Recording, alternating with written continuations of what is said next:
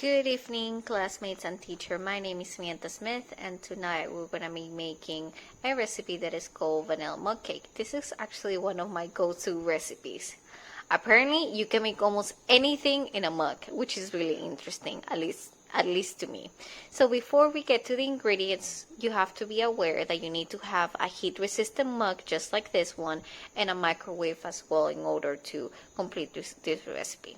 So the ingredients are 4 tablespoons of flour, half a teaspoon of baking powder, 3 tablespoons of sugar, white sugar, half a tablespoon, of vegetable oil, which is, in my case, I have olive oil, and that's fine. You can use olive oil. The only difference between olive oil and vegetable oil is that olive oil has a flavor of olives, and vegetable oil tends to be flavorless, which provides more of like a cake sensation to the mug cake.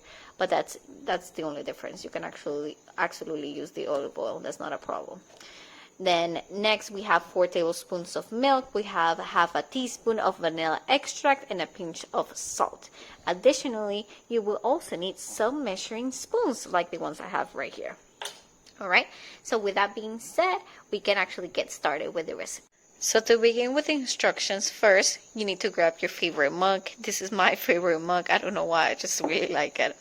And we're going to add the dry ingredients first. The first one we're going to be adding is the flour. And that's actually 4 tablespoons of flour. This is my tablespoon, which is blue. And I'm going to be adding the 4. So here we go. 1, 2, 3, and 4.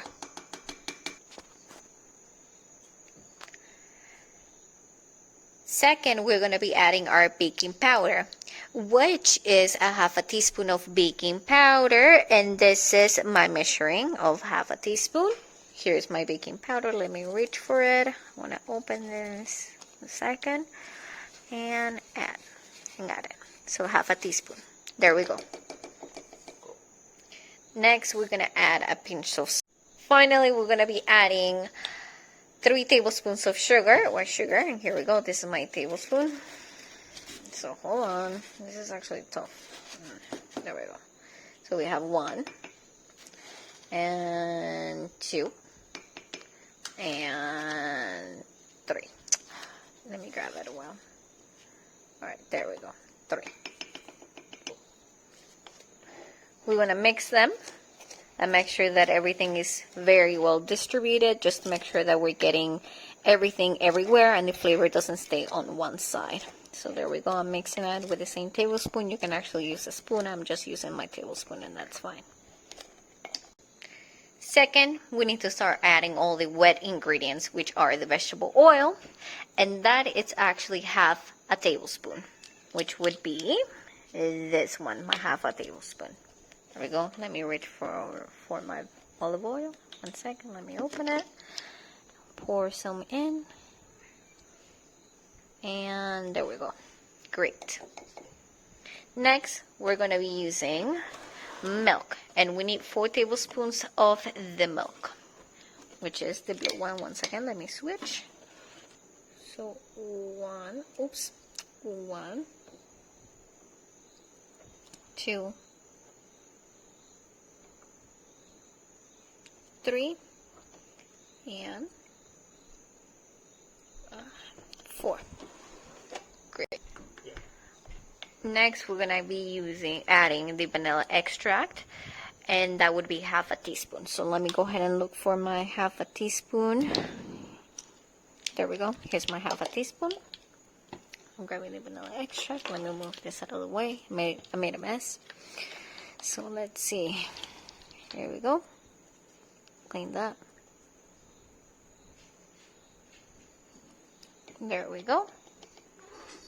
Now the reason why we separate all the ingredients, divide them actually in wet and dry, is just to avoid any type of clumps in the mixture, and that the flavor is actually throughout the whole mug cake. It's just very basic. It's not necessary, but it's recommended. And we mix very, very well. This would be the third step. Mix. You can use it then again with a spoon, but I'm actually just doing it with my teaspoon. Now, everything's mixed very well, just in case, and so you guys are aware. If you need more flour, you can add more flour. The reason why is because you need to have like a pancake texture to the mug, like to the mixture. And many times, because of the different types and varieties of flours, you can have different amounts and textures, and depending on the amount of gluten that it has. I mean, there's a couple of things. So if you don't have the desired like pancake texture to it, like the liquid to be kind of like thick, you can go ahead and add somewhat flour to it. That's not a problem. So, but you just have to make sure that it looks like this, and to do your best to mix it so it doesn't have any clumps, or at least do your best to avoid that. So now, since now everything is already mixed, we go to the fourth and following step, which is to place the mug in the microwave on high for 90 seconds or 1 minute and 30 seconds. And you will know that the batter is ready because it will rise and it will look kind of moist. We'll go ahead and take a look at that in a couple of minutes. Here we are in front of my microwave. I'm going to open it, place my mug inside, clear the time, it's already clear, and I'm going to add 1 minute and 30 seconds and go. And we're going to wait. This is how my mug cake looked after 1 minute and 30 seconds. Now, I changed my microwave recently, so I know that obviously this microwave doesn't have as much power as my previous one, so that means that I have to leave it another 30 seconds just to make sure that it actually cooks in the middle, because I see that it rised, as you can tell, but it's still very moist, and I want it to be a little bit more dry in order for it to be completely cooked and more so in the middle. So I'm going to push it back inside for another 30 seconds.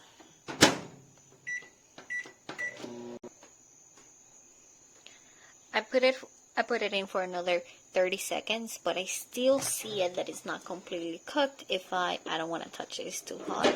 So oops, that's moving. I'm going to grab a knife just to make sure that it's cooked. Stir it in the middle. Oh, it's actually cooked because it's fully dry. Right? If it came out with like residue, then I know that it's not completely cooked. But in this case, it is. So we can actually go ahead. Fifth step. Now we let it cool down for a few minutes. Now it's been a few minutes. It's completely cooled.